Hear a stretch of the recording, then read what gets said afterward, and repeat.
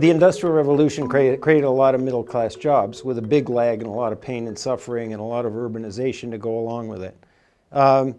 You know, the transition to the service economy left a lot of people who still feel stranded because they thought of themselves as, you know, contributing productively in the manufacturing sector, which at least in employment, if not, well, and not value added, but employment has actually shrunk. Probably mostly in the early mid-post-war period due to globalization and more recently due to automation and the power of the digital technology. So is this one different? I think this one looks like it's going to impact jobs everywhere, you know, right across the spectrum. So not just middle-class jobs, but, you know, pretty high-paying jobs will be augmented or somehow affected. Individuals have to take some initiative.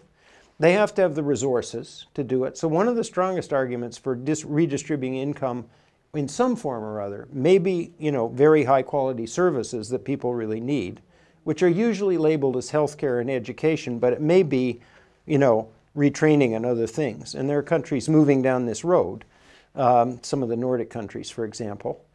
Government has a role in multiple dimensions. One of them is we can't assume that everybody sitting out there wondering about, anxious about their future and what jobs are going to exist and so on, is going to know the answers to all these questions. And they have to make investments. Or they have to make investments in partnership with somebody, the government, something.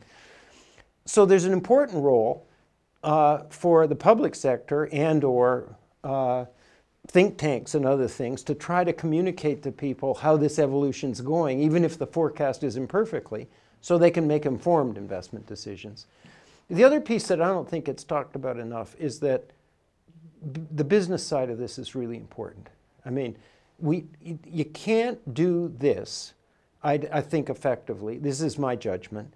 If business thinks labor is just another input where where the goal is to minimize costs, and you get rid of it when you can't. I mean, that's not the way it works in the societies and economies that seem to be succeeding most with this.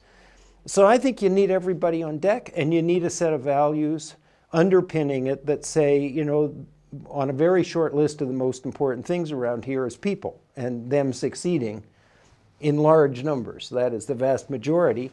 And we all have some role to play. There's an interesting article, for example, in the New York Times. A guy was wondering whether the majority of Swedish citizens, you know, are scared about AI. And the message that came back is, well, maybe they're a little scared, but they're a lot less scared than a lot of our folks seem to be in other countries. And the reason for that seems to be that the majority of people think that their employer, in collaboration with the government, will find a way to kind of help people get through these transitions, maintain their employment or support during the retraining period, and so on. So I think, you know, if you have that in the background, then A, you can get the job done, and B, you reduce anxiety on the way through.